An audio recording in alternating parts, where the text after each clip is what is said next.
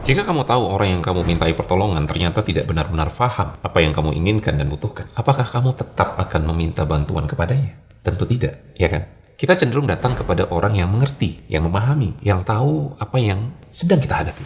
Lalu bagaimana dengan Allah? Allah bukan hanya tahu apa yang kamu ucapkan dalam doa. Allah tahu detail kebutuhanmu bahkan sebelum kamu memikirkannya. Allah tahu apa yang kamu mau, meski kamu belum sanggup menyusunnya dalam kata-kata. Allah tahu apa yang hatimu sembunyikan, bahkan sebelum kamu menyadari bahwa itu ada. Disinilah keindahan besar dari nama Allah Al-Alim, yang maha mengetahui. Dan ketika kamu benar-benar beriman kepada ilmu Allah yang maha sempurna, sesuatu yang indah terjadi. Doa menjadi lebih mudah dan lebih tulus. Karena kamu tidak lagi merasa perlu menjelaskan semuanya secara rinci. Kamu hanya perlu membuka hati, lalu meminta solusi terbaik kepada Allah Al-Alim. Dalam Islam, doa adalah ibadah tertinggi. Rasulullah SAW bersabda, "Ad-du'a'u huwal ibadah." Doa itu adalah inti dari ibadah. Artinya, saat kamu sedang berdoa, kamu sedang berada di puncak kedekatan dengan Allah Subhanahu wa Ta'ala. Tapi coba bayangkan, bagaimana seseorang bisa sungguh-sungguh berdoa kepada Tuhan yang ia anggap secara tidak sadar tidak benar-benar memahami dirinya. Bagaimana ia bisa tulus meminta kalau ia tidak yakin bahwasanya Allah tahu kadar kebutuhannya, kadar rasa sakitnya, kadar harapan yang tersembunyi di dalam hatinya.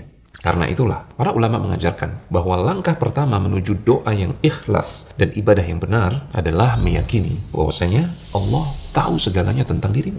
Al-Fudail bin Iyad rahimahullah ta'ala, beliau pernah berkata kepada seseorang, "La u'allimannaka kalimatan hiya khairun min ad-dunya wa ma fiha. Wallahi لئن علم الله منك إخراج الآدميين من قلبك حتى لا يكون في قلبك مكان لغيره لم تسأله شيئا إلا أعطاك." Akan aku ajarkan kepadamu satu kalimat yang lebih baik dari dunia dan seisinya.